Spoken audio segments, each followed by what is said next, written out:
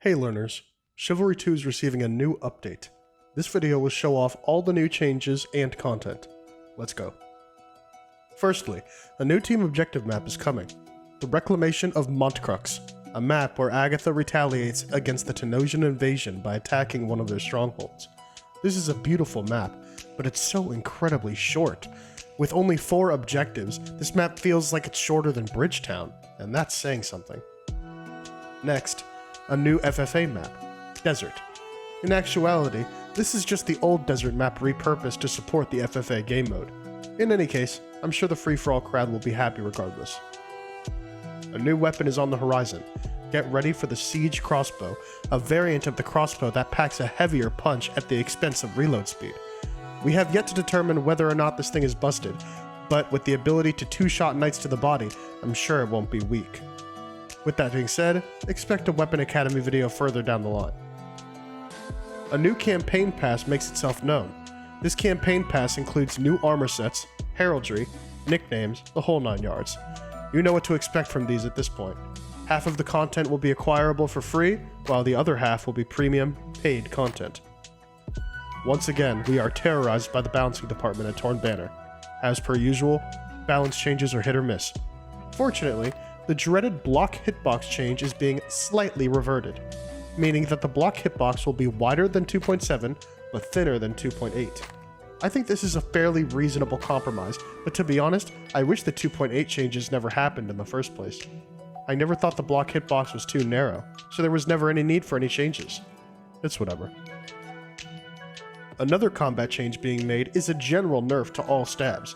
From now on, just as slashes and heavies do not cleave through teammates, neither will stabs.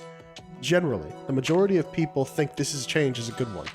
I am also of this opinion, although I'm glad that we actually get to test these changes rather than being forced on us. The argument for this change is that the game currently promotes stabbing through teammates, and that shouldn't be the case, and I can sympathize with this logic. We'll see how this turns out. Lastly, the jab cooldown caused by dodging has been removed, and has been replaced with a slow jab. I still rather have it reverted back to the way it was, but this is sufficient. Matchmaking will receive somewhat of an overhaul. 64-player will no longer be mixed modes, and will be changed to TO only. 40-player and mounted warfare will be consolidated into a single new queue, 40-player, which will include every map in the game, with the ones that have horses on them having horses enabled. Unfortunately, this queue will be mixed modes, meaning we still have to play Team Deathmatch. At this point, just get rid of Team Deathmatch completely. Send it to the server browser where it belongs. These changes are bittersweet. I'm glad that the game finally has an option for Team Objective only, but it's only 64-player, and that's unfortunate. I don't know how else to say this, but cross progression has been canned. Now, Torn Banner gave a lot of different explanations as to why this happened and why they've decided to overall not include this feature, but I'm not that angry. It is unfortunate to see a promise broken, but when it comes to cross progression, there's not many items in this game anyway, and most of the exclusive items that would have been carried over are being reduced in price or just given to accounts that normally couldn't get them.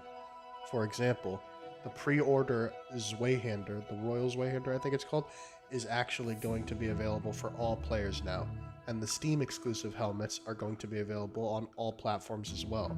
So, although, like I said, I'm disappointed that a promise was broken, this is not necessarily that big of a deal to me, especially since there aren't that many cosmetics to grind for in this game. So, sorry to not sorry. This is what it is. Regarding the smaller changes, controller aim assist has been nerfed slightly and numerous bugs were fixed. I'll place all of these on screen now. That concludes the update. Regarding the actual quality of this update, there isn't much to say. The new TO map is fun, but the new weapon is a major disappointment. I'm sure this update will arrive with plenty of bugs. In retrospect, the hardcore community has grown to hate 2.8 Raiding Party, with its bounty of stuttering bugs and poorly received TO map. I've been saying this for a long time, but Chivalry 2 needs to shift its focus to becoming better, not bigger. All of this content may help bring back a few players, but if the game isn't in a well enough state to retain those players, it's all for naught. 2 years down the line, it's agitating to see the same mistakes being made, and personally, I am done getting hyped for the same old.